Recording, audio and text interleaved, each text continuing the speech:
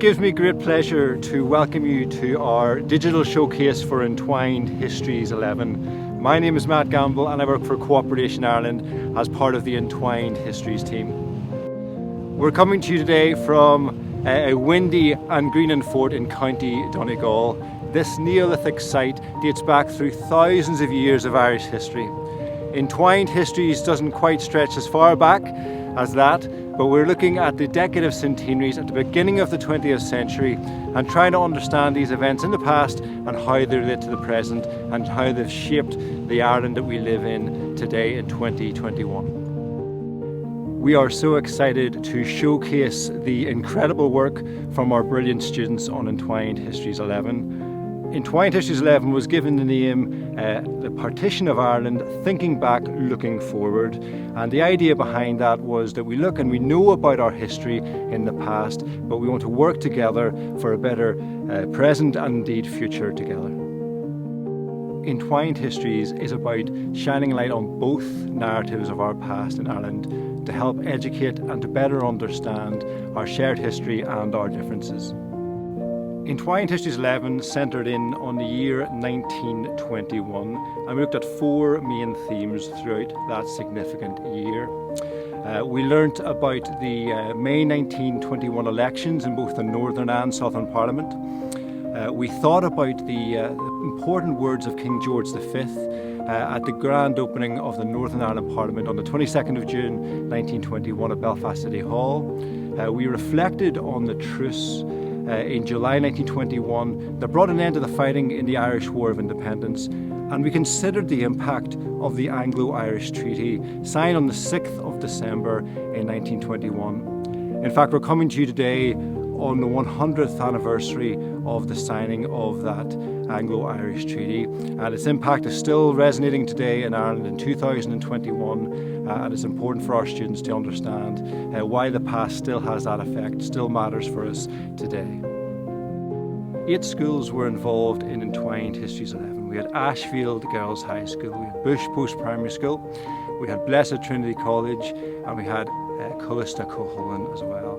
We also had Lagan College, Ophi College, Wallace High School, and we also had St Oliver's Community College from Drogheda as well. And it was amazing to see all 8 of these schools working through the challenges of the pandemic to better understand the history that they were learning about on Entwined Histories. I'm very pleased to introduce a short video capturing the Entwined Histories journey for our students, from their first workshop in school through to their in-school research of their major player, to the Belfast Field Day as we went around at the City Hall, and also looking towards their work at the Nerve Centre and the Script Development Day, and also the filming days at Greenhill in Newcastle, County Down. We want to give a massive thanks to all the students and the staff who contributed to this short video.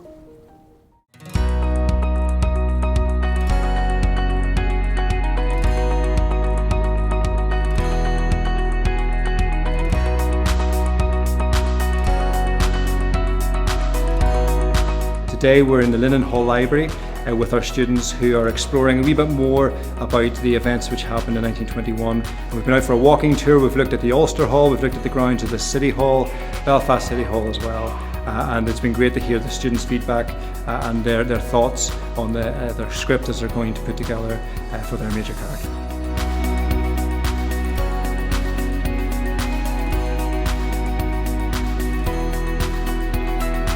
We're at Linen Hall Library and I'm so excited for today's session, and I can't wait to learn more about what happened over the last 100 years and significant people in history. Hi, my name's Abigail. I'm part of Entwined Histories, and this year we've been looking at the partition of Ireland and the events that happened in 1921. I'm really looking forward to meeting with students from other schools, and we will be working with students from Dundalk, and I'm really interested to find out what they think of the course and their different points of view. I'm looking forward to going to the City Hall and looking about it and learning about all the significant things about 1921. Hi, I'm Daniel and I'm also part of Entwined Histories. Today we've been learning about the partition of Ireland and everything that's happened and the major players. I can't wait to meet Ophi College and see how our script develops on our main player.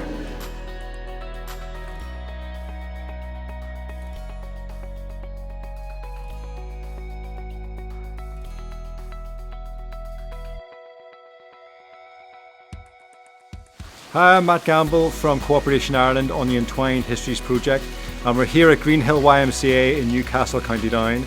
We've just filmed the second day of filming our short films with our schools: Ashfield Girls High School, Wallace High School, Ophi College from Dundalk, and also St Oliver's Community College from Drogheda. And it's just been so encouraging to see the students working together, working on their major characters from 1921. And in speaking to teachers as well, just seeing how the students have come out of their shell, being able to get involved in the idea of putting a film together and working in behind the scenes as well as in front of camera. And it's been really encouraging to see. So we're very grateful, and we're looking forward to seeing the finished product in our digital showcase. That's right, you're not very bright. You and me are My name's Sadie Rose and I'm from St Oliver's Community College, and I was doing in History Twine, and what I thought about the project is that it's really good for working together and getting to know people. My name's Grace, I'm in St Oliver's Community College and I played there at Chichester, and I found it very interesting learning about her. Hi, my name's Lillian. My favourite part of the Entwined Histories was working with different people at the Nerve Centre and playing football. My name is Lindsay. I'm from St Oliver's Community College. My favourite part was learning about there at Chichester and meeting new people. Hi, my name is James from St Oliver's Community College.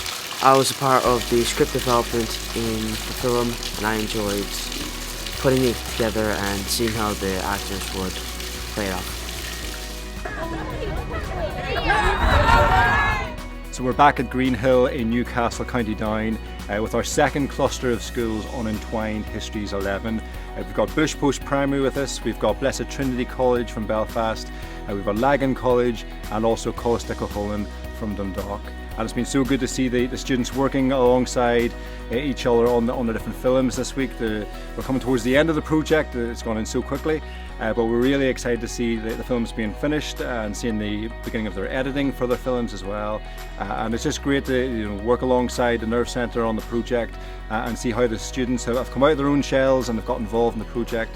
And they're starting to gain a lot from working alongside each other, building new friendships at the same time. So we're really looking forward to seeing how the films turn out next week. It's great to be back here at the Entwined Histories project. The Nerve Centre's been working with the group over the past few months, creating these short films. And the sort of real main effort that we've been putting in is introducing the kids to the world of creative media and all that goes on behind the camera in the making of a short film.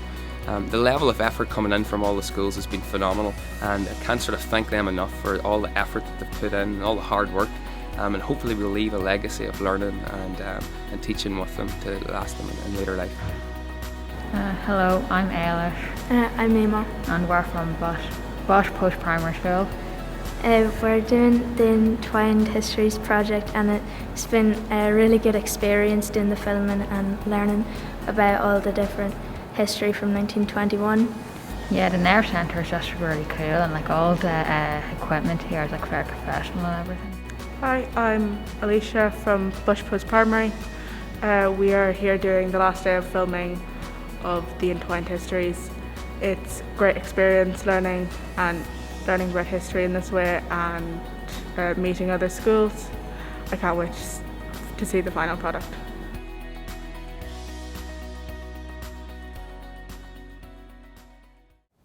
In line with learning about the year 1921, each school was given what we called a major player, a character who left a massive impact in Ireland in that seminal year of 1921.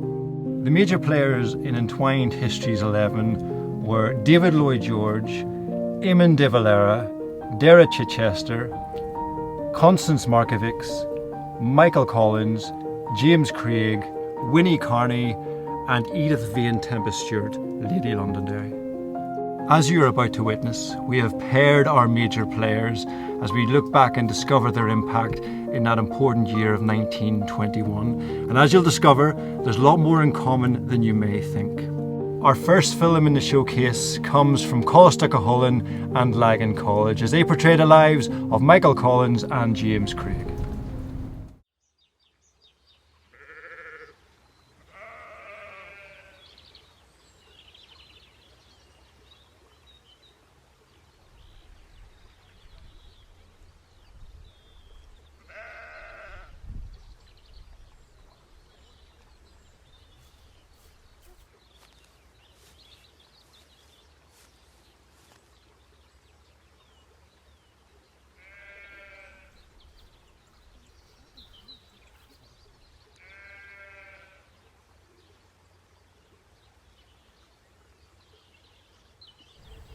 Well, lad, do you know the road to Ballinabeer? You've went the wrong way, friend.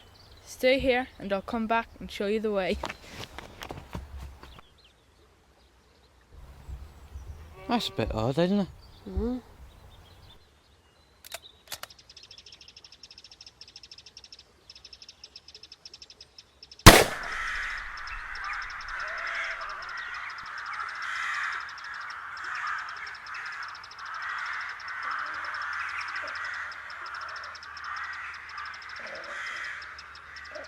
It's a sad way to go, dying at the hands of my own people in my home county.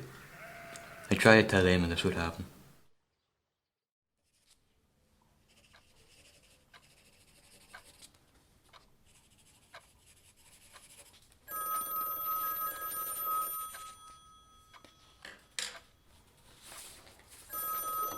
Colin's here. How are you, Michael? I'm just off the phone with David Lloyd George there. The British want to call a truce. So they're giving up? Eamon, this is great news. The boys are nearly beat and we're on our knees. Well, not exactly. They want us over for negotiations and to draw up a treaty. Sure, that's better than nothing. Let's hope we can end this bloodshed. When are we going? I'm not going, Michael. I'll be sending you and Arthur Griffiths. What do you mean you're not going, Eamon? You are the president of the dog. You have to be there. Calm down, Michael. You are more capable of handling these talks yourself. We'll get a brief before you go. I have a bad feeling about this, Eamon. I hope you know what you're doing.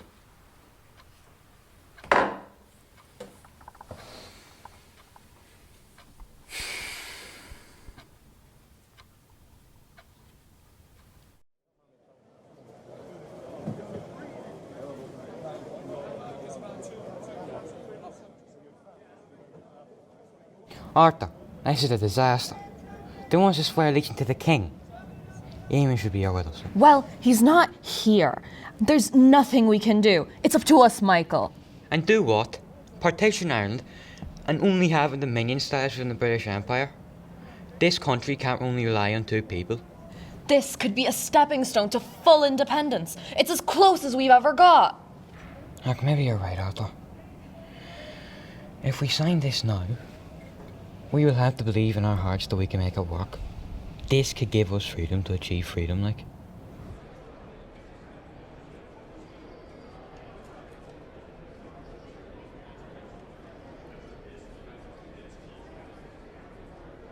I was haunted by the bloodshed in Ireland. I knew I was responsible for a lot of it. I would always have blood on my hands as a result. But I had to do something to bring the bloodshed to an end. And at that moment, I thought this was the way. Although I felt the treaty was my death warrant, I knew I had to sign. What I didn't know was how much bloodshed was to follow. When the news of the treaty reached Ireland, it divided the nation more ways than one. Would you look at this? Collins sold us out. He swore an allegiance to the king. Oh, well, maybe this might work, Daniel. It might bring us peace. How could you say that? The nationalists in Ireland were now split between the pro-treaty and anti-treaty sides. The country now divided into two states. Brothers fighting brothers. There's been enough bloodshed. This will bring more war to the country.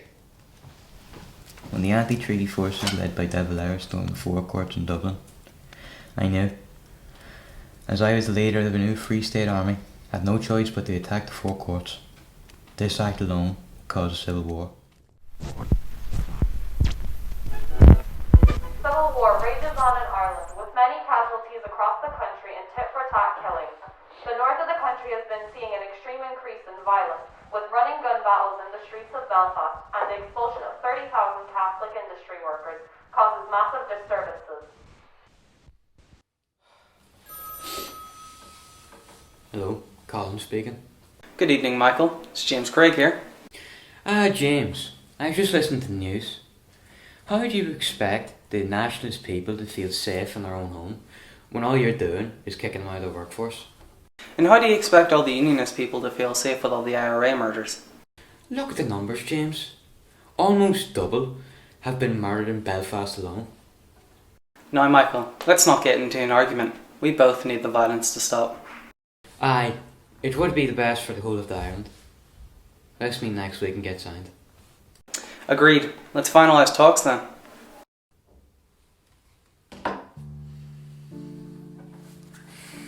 From I was a young man, I yearned for Ireland to be free from British rule. But at what cost? I've seen much death and destruction in the name of freedom. And with experience, came to realise there were no winners. All I want is for the people of Ireland to live in peace and freedom. I wonder, will I be remembered for that? Or for the sign of the tree to divide this land?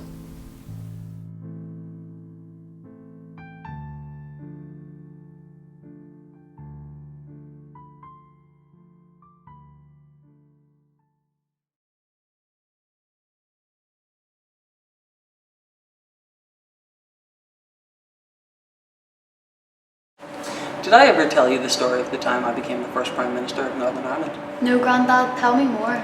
Well, it was an unsettled time back then. There were elections, treaties, negotiations. It was a different country. Although, I do remember it like it was yesterday. As far back as 1912, we were making moves to protect the rights of the Unionists in Ireland. Edward Carson and I worked closely together. Come on, James, we need to show them how much we hate Home Rule. We have to get all of our people together, a show of power. But how can we show everyone that the Unionist people hate Home Rule? I have an idea! Along with Edward, we organised Ulster Day in September 1912 in response to the Third Home Rule Bill.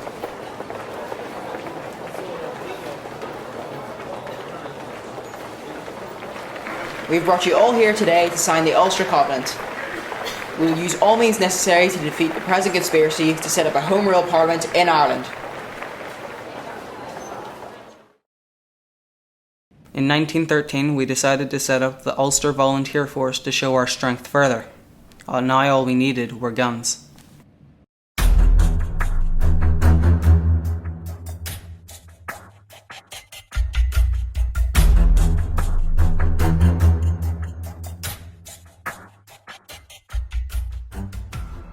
How many guns do you need, sir? We need 25,000 rifles, not just 5 million ammunition shells. So many? What do you expect to do with them? We intend to defend ourselves, sir. Are you going to do it or not? Yeah, you'll get your rifles. But how do you expect to get them home? Just leave it to us.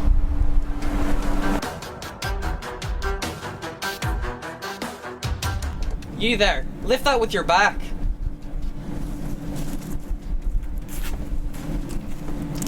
Sir, how many guns do we need? Enough so that we're ready for the war.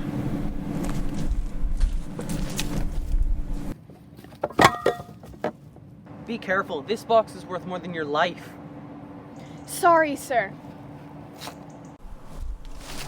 Here you go, soldier. Keep it concealed and be prepared to use it.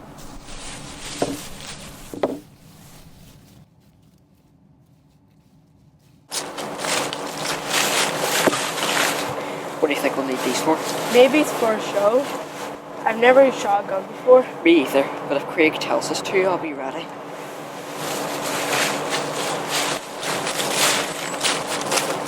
But of course, the First World War broke out in 1914, and everything changed. I committed my men to a different battle. Men, we stand together. We must be dedicated to the cause. We must fight together alongside our friends in the British Army. By doing so, we will show Ulster's strength. I'm asking all of you to contribute to the war effort. for Britain, for Ulster and for Unionism.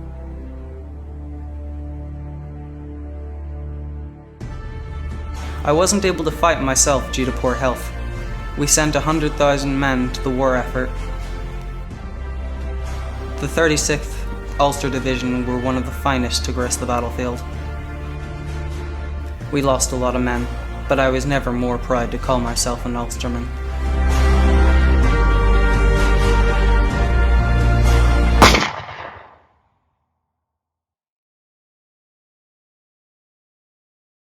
But it was politics where I really made my mark. My father had left me some money. James, are you aware that in your father's will, he left you a substantial sum of money? I could use this for good. I think I'll run for the election. I won a seat at the 1906 general election representing the people of East Down. And the winner is James Craig.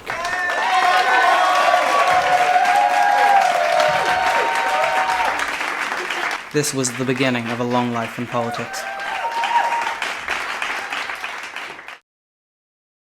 I met many interesting people along the road, all of them pulling in different directions. What was going on across the island in the early 1920s was awful for everyone. Maybe if Michael Collins and I had been able to hammer out a better deal, we'd all have been better off. Good evening, Michael. It's James Craig here. James, I was just listening to the news. How do you expect the nationalist people to feel safe in their own home when all you're doing is kicking them out of the workforce?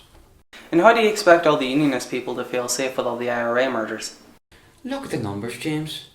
Almost double have been murdered in Belfast alone. Now, Michael, let's not get into an argument. We both need the violence to stop. Aye, it would be the best for the whole of the island. Let's meet next week and get signed. Agreed. Let's finalise talks then. It was a violent time, but I was doing what I thought was best for my people. And I represented my people the best way I could, by becoming the first Prime Minister of Northern Ireland. It's one of my proudest achievements and something I hope to be remembered for centuries to come. Whoa, Grandad, I never knew you were involved in so many things. It's not the amount of things I want to be remembered by, it's the amount of good things I helped to achieve.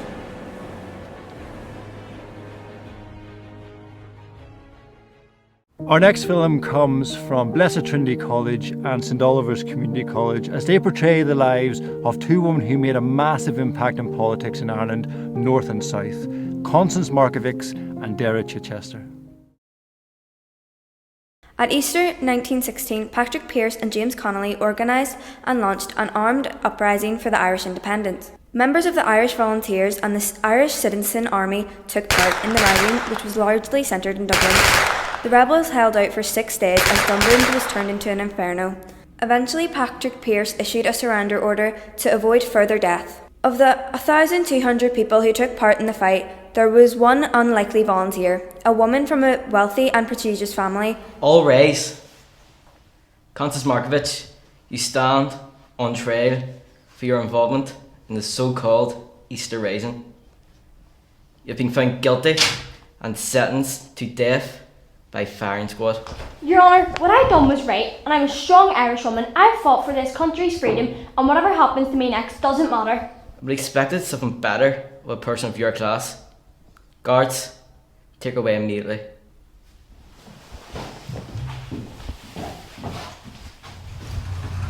I have had such a privileged life, born into a wealthy family, and I never suffered growing up, but I couldn't sit by and watch the poor of this country suffer any longer. If it had not been for me joining Sinn Féin a few years ago, I would likely never have ended up in this situation. I would still be attending dances with the high society, living the grand life, but I would have been living with no purpose. At least I can know dying I fought for what I believed in. We've just received news that as you are a woman, your death sentence has been removed. You will now spend life in prison. Must be your lucky day. Ha! I should have known they couldn't treat me as an equal to my male comrades. Within the year there was an amnesty that saw the release of all the Republican prisoners. Freed from jail, Markievicz was ready to do all she could for women's rights and the independence of Ireland. only an Ireland free from British rule can provide justice for her sons and daughters, support Sinn Féin and send the British home. We will win this election, and when we do, we will refuse to take our seats because we don't believe that the British political institution should have any say in the governing of Ireland. Get out to your polling office and vote Sinn Féin. Sinn Féin won a landslide victory in the 1918 general election, resulting in Constance Markievicz becoming the first Member of Parliament ever in the UK. This victory led to Sinn Féin setting up a revolutionary Irish Parliament, Dáil Éireann. Constance, what you have done for the struggle of the Irish people has not gone unnoticed. You have defied the odds and became the first female MP. I want you now to join me as a cabinet member of the Dáil. You'll be the first female cabinet minister in European history. I would be honoured, Eamon, and in this way I could give the female workers of Ireland their voice. No better woman for it. Have you seen the newspapers in Belfast this week? There's a unionist-woman by the name of Chichester who has been voicing her opinion on you not taking your seat in Parliament. I read about Dara. She's a remarkable woman. I heard she's done a lot for the Ulster suffrage movement. So I've heard. I wouldn't expect her to understand. I should write to her and explain my stance. Perhaps then we could come to a mutual understanding of each other. Us women still have a long way to go. It would be great if we could all work together. Dear Mrs. Chichester, I would like to commend all that you are doing for the rights of women in Ulster. I have been following your career for some time now, and I know firsthand how difficult the fight for equality can be. I know you cannot understand my decision to abstain from Parliament. Perhaps I could have done more for women's rights if I attended Parliament, but I fight for equality in my own way, and I stand by that.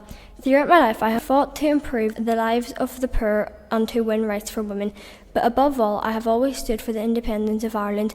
Although our differences are obvious, I feel like we have a lot more in common. We could make positive changes for the whole of Ireland if we were to work together.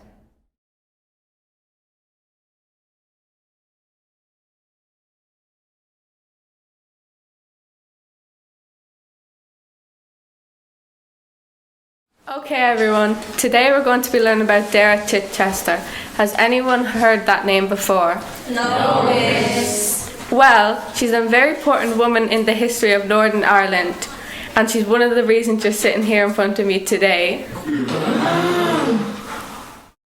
Dara was born in India in 1882 in a military hospital to wealthy parents. Her father was a successful financier which took her to Germany, India and the USA throughout her childhood. Isn't she beautiful? Yes, let's name her Dara. Dara, may you have an impact on the world.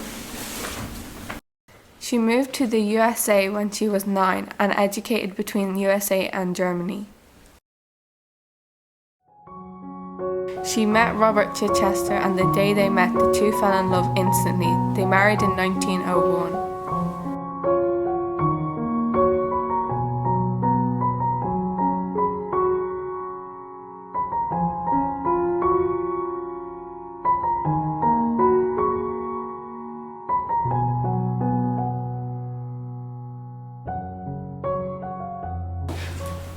Robert, I've had an idea. Would you like to hear it? Of course. I want to take part in the next election. I want to be a member of Northern Ireland's first Parliament. Apart from Constance Markievicz, there's never been a female MP here. Not that she did much for the title. I support you. You make a fine MP. I think I'll make some great changes here, and politics need more women. At the 1921 Northern Ireland general election, Dara was elected an MP for Londonderry, making history. Have you heard about the two women who've been elected to Parliament? What they did to help us? I know. We elect a woman to our first Parliament. This will let men get on their feet. They'll be gone within the first day. They'll never stick it. They'll be lucky to even lose one day. Women should not be allowed to do this. Let's go drown our sorrows, boys.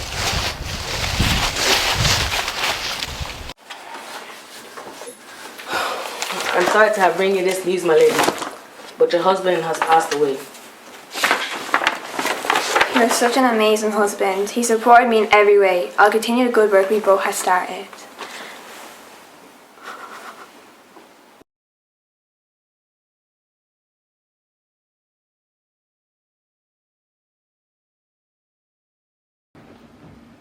Thank you everyone for coming here this morning. The school has an important announcement to make. As of 9 a.m. this morning, a law has been passed called the Education Act. This will mean all children in Northern Ireland will have to stay in school until 15 years of age. What? But I was so looking forward to a life of hard labour when I turned 10. This isn't fair.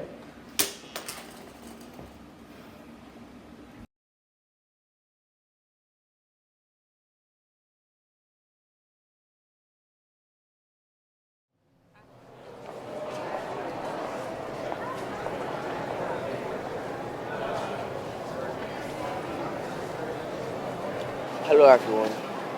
Congratulations to Chichester on being elected as a new member of the Metropolitan Local Council. Thank you everyone. I'll continue to work and help this local community in every way that I can.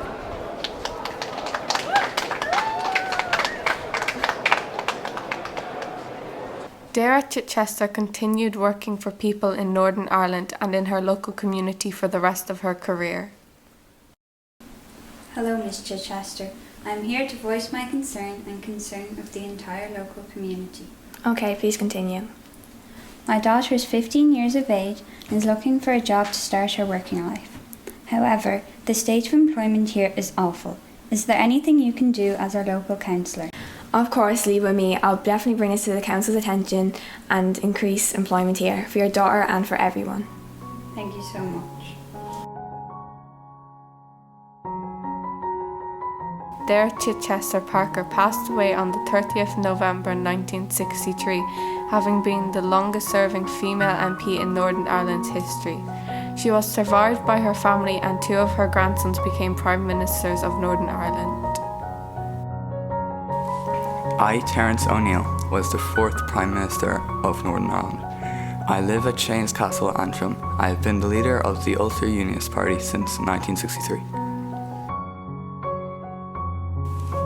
I, James Chichester Clark, Lord Mayola of Castle Dawson, was the next leader of the UUP and the next Prime Minister of Northern Ireland. We both followed in our grandmother's footsteps and became important politicians in the history of Northern Ireland. Our grandmother Dara Chichester blazed a trail for women in political life, and her legacy lives on today.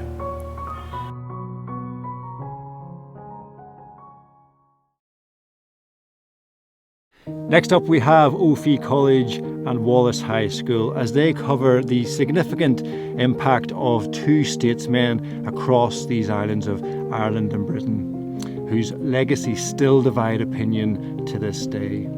Here we have the stories of David Lloyd George and Eamon de Valera. David Lloyd George, the Welsh wizard, was one of the most successful politicians in British history. From his humble upbringing in Wales, he rose through the ranks as a lawyer and a politician. As Prime Minister, he led Britain to victory in World War I, and now, as he's in his residence in Chequers, David Lloyd George was plagued with a problem much closer to home: the Irish question. The Irish War of Independence had been waging on for many years in a tit-for-tat nature, with many casualties on both the British Unionist and Irish nationalist sides. David Lloyd George did not want to be remembered for the bloodshed in Ireland, and knew he had to work for a peaceful solution to the problem in Ireland.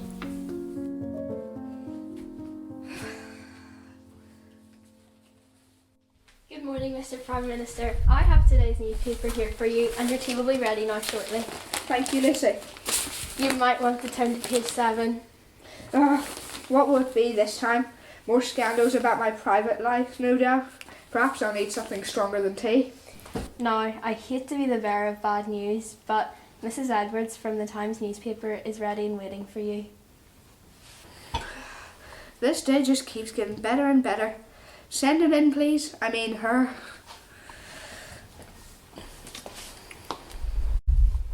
Good morning, Mr. Prime Minister. I'm very honoured to be in your company today, and thank you for agreeing to do this interview with me. Yes, but make it quick. I haven't got all day.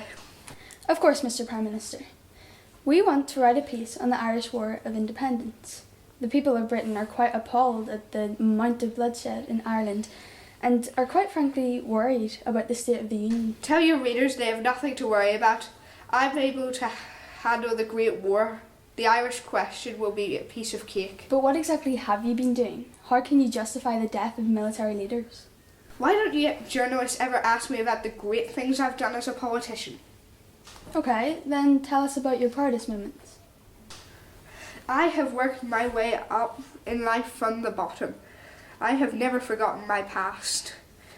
I've always been in support of the common man, not the aristocracy. My social reforms have brought in the welfare state, financial support for the poor and sick, and compulsory lunches for school children. I have supported the women who held this country together during the Great War, and I was one of the big three who signed the Treaty of Versailles and brought the Great War to an end with Clemenceau and Wilson. Yes, but they didn't really listen to you at the Treaty of Versailles, did they? Well, no, but you're missing the point. Look, less of these boring questions. So, how's your relationship with your wife? Right, get out of my sight, you cheeky devil. You heard me. Out! My apologies, sir. It wasn't my intention to offend you. Out!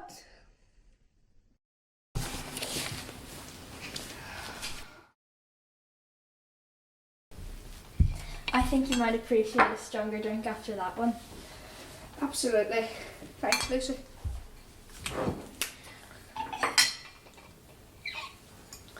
So, what's next on the agenda today? Next, you have scheduled a phone call with Eamon de Valera.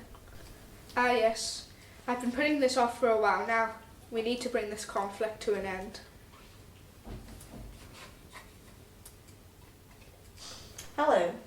Eamon, it's David here. Yes, I thought you might call sooner or later. Look, I can't stand it any longer. Why would we see our people continue to die? We would see our people die for a free Ireland. Look, I think it's time we call a truce. A truce? Yes, we need to think about our people. So you're giving up? That's not exactly how I'd put it, no.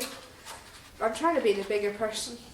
You might be right. Maybe it's time to stop all this bloodshed. And I also think we need to hammer out this agreement over all of this. What do you mean? It's time we sat down and figured this mess out. I agree. Will the king be at the negotiations? No, don't worry, I'll lead them. Then I'll not go. If the king doesn't attend, how can you expect me to?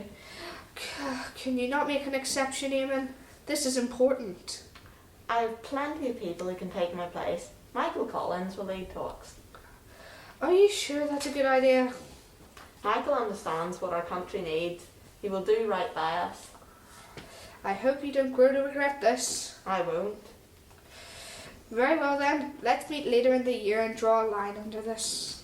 I'm looking forward to having my team tell me how it goes. I'm glad we came to agreement today, Eamon. As do I, David. As do I.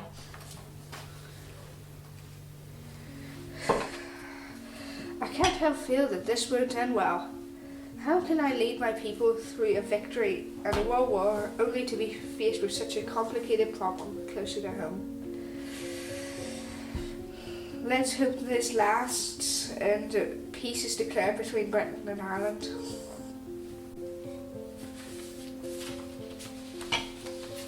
The Anglo-Irish Treaty was signed on the 6th of December 1921 by David Lloyd George and Michael Collins. The treaty plunged Ireland into a bloody civil war, and shortly after, Michael Collins was assassinated by the anti-treaty forces in Ireland.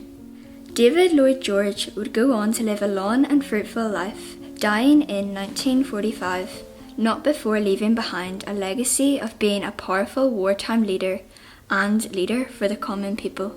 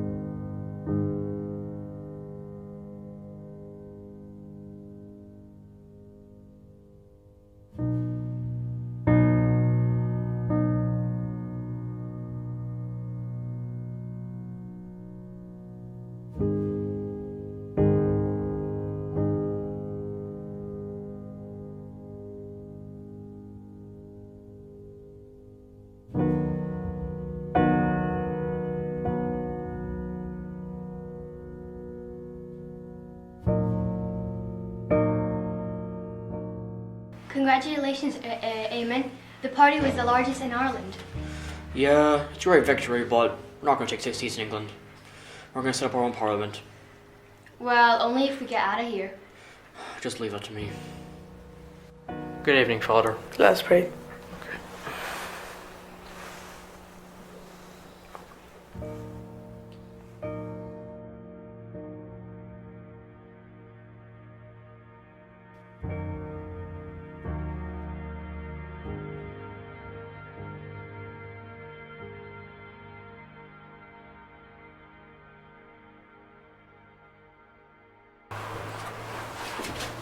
You took your time. Sorry. Can you get us some Collins, please? Yeah, sure. Collins. Deb, you're a crafty so-and-so. Alright lads, come on, we're getting hooked to England.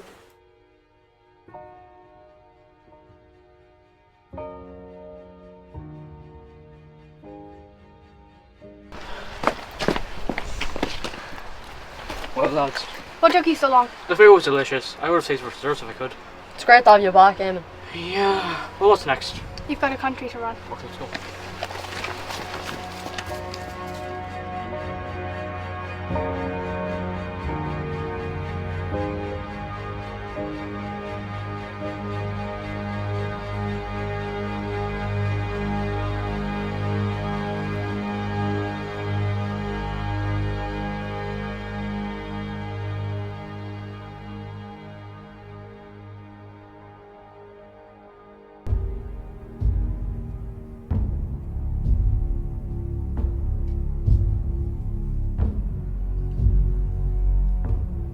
Come on lads, this is our last push against the Brits. We need to do this for Ireland.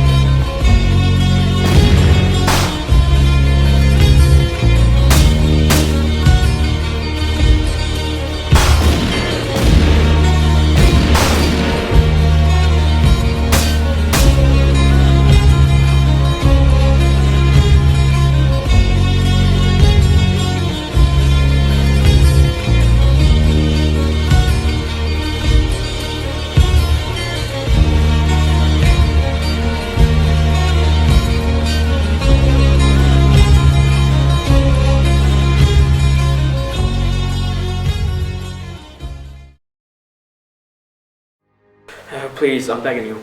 Britain don't have our best interests at heart. That may be so, but what can we do? Whether you should recognise Ireland as an official republic. Now, Mr. Beverley, I'm not sure that's something we can do. Also, we need a bit more money, but really.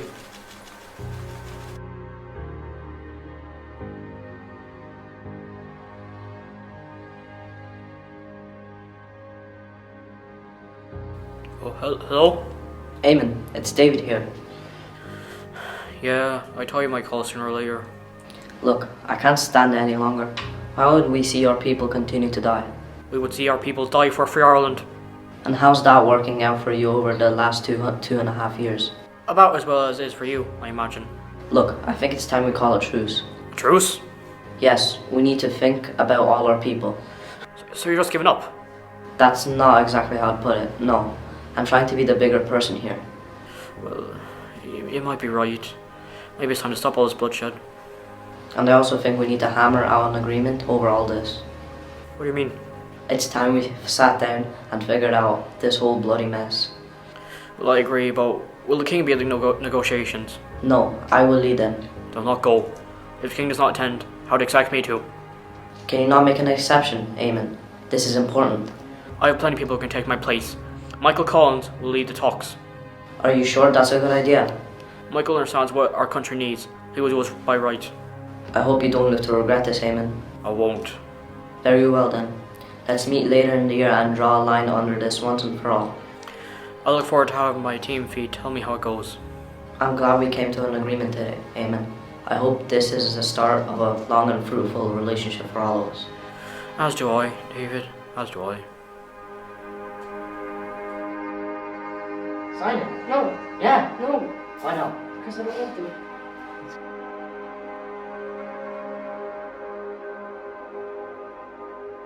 What do you think, Michael? Will Eamon go for it? Doesn't matter what he thinks. He's given us the power to sign this off. But we'll loosen off forever. Not forever. We have to see this as a stepping stone. The people at home won't be happy. Eamon won't be happy. It's our only option.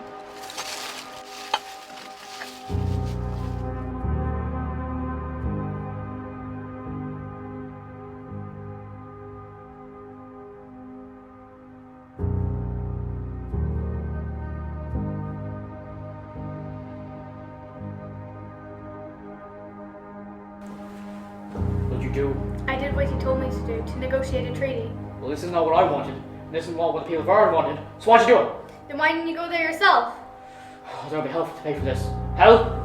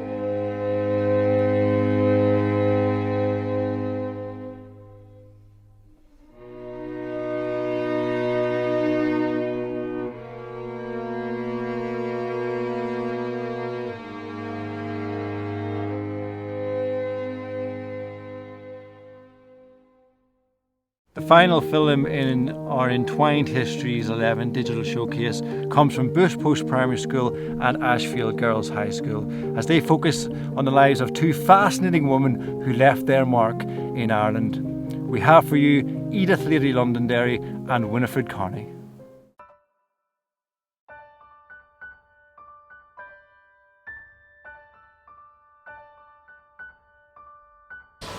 Excuse me, Lady Londonderry, you've just received a letter from Winifred and Carney. Would you like me to leave it on your writing desk for you? Thank you, Mary. I'll read it now.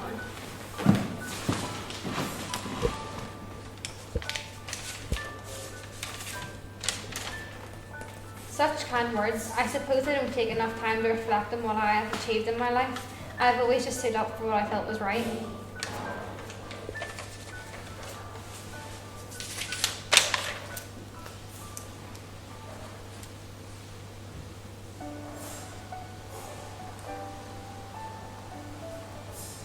Edith Chapman was born in 1878 to a wealthy and influential family.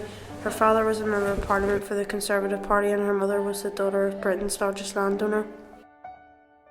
Edith's mother died when she was 3 years old. She moved to the Scottish Highlands where she was raised by her uncle and aunt.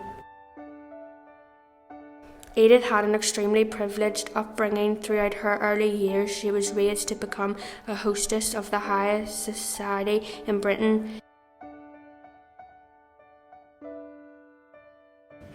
Edith, get your elbows off that table. Edith, you have to walk like you're a proper lady.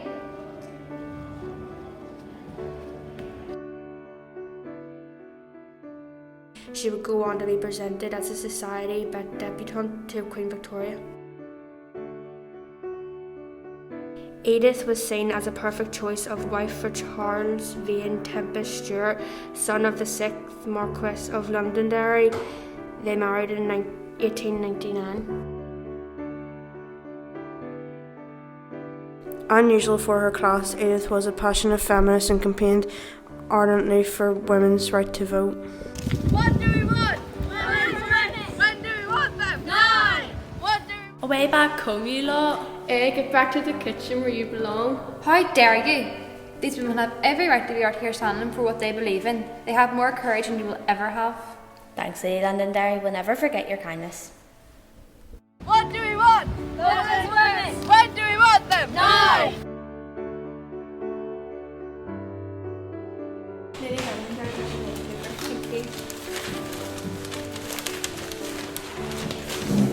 Oh, good grief. How does this stuff get published? Have you read the latest article from Amok Wright?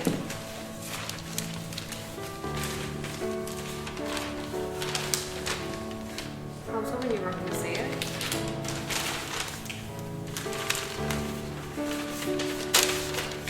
Women must never have the vote. They can't be relied upon to use reason at all at times. And don't have the calmness or temperament to make decisions of this kind. Just think how mentally disordered they became during childbirth. Can you believe it? The audacity, or not the vast majority of terrible crimes committed by men. Why does he not question their mental state? Lady Londonderry never shied away from her expressing of views. She spoke eloquently about the injustice women experience to audiences across British and Irish society. During the outbreak of World War I, Edith saw an opportunity to demonstrate that women were equal to men. In July 1915, she formed the Women's Legion, whose purpose was to enable women to take on jobs that would normally be done by men. Over 40,000 members trained as cooks, others worked as ambulance drivers, farmers, engineers, and many other jobs previously thought unsuitable for women.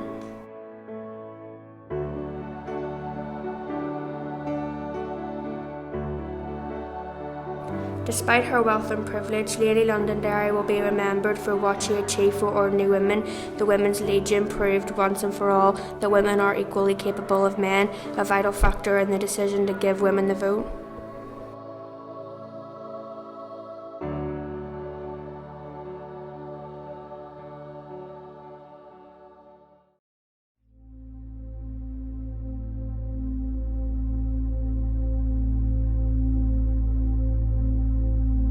Winfred Carney was born into a lower middle class family in Bangor, 1887.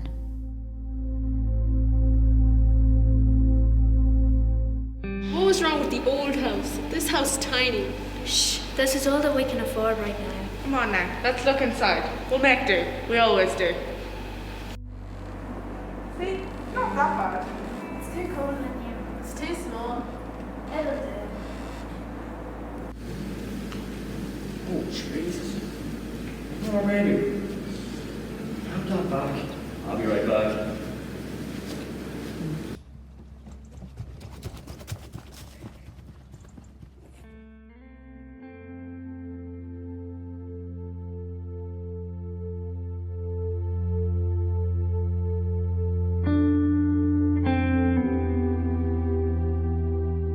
A toast to Gia is Mora Ditch. What are you at, Winnie? I'm learning Gaeilge. What's that? It's the native language of Ireland. Dear Mum, I have great news. I have just qualified as a secretary and have just got my first job as a shorthand typist here at the Hughes Academy. I'll be searching for a full-time job as soon as I can, and I'll see you soon. Love you. Your Winnie. Hi there. James Conley. I don't think we've met. I'm Winfred Carney. Nice to meet you. I've heard a lot about you since I've worked here. And I've heard great things about you. I'll see you soon.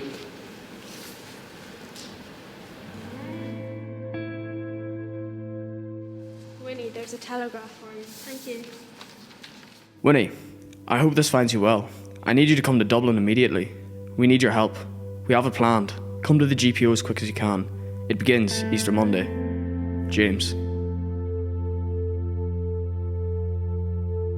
On Easter Monday 1916, James Connolly and a group of rebels staged rebellion against the British to fight for Irish independence.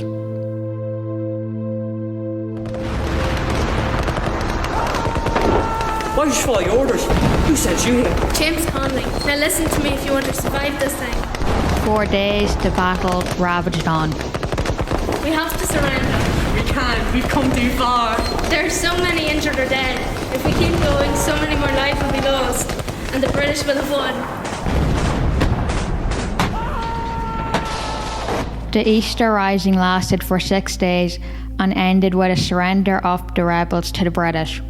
A total of 3,509 people were arrested and the leaders were executed, including Winfred Carney's friend and comrade James Connolly.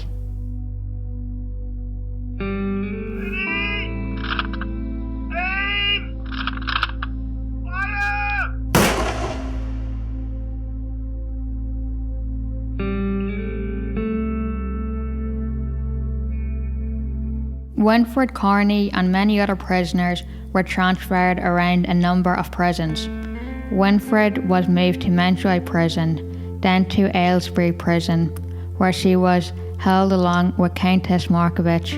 She was released 2 days before Christmas 1916. Wake up, woman. Get out of my sight and you're free to go.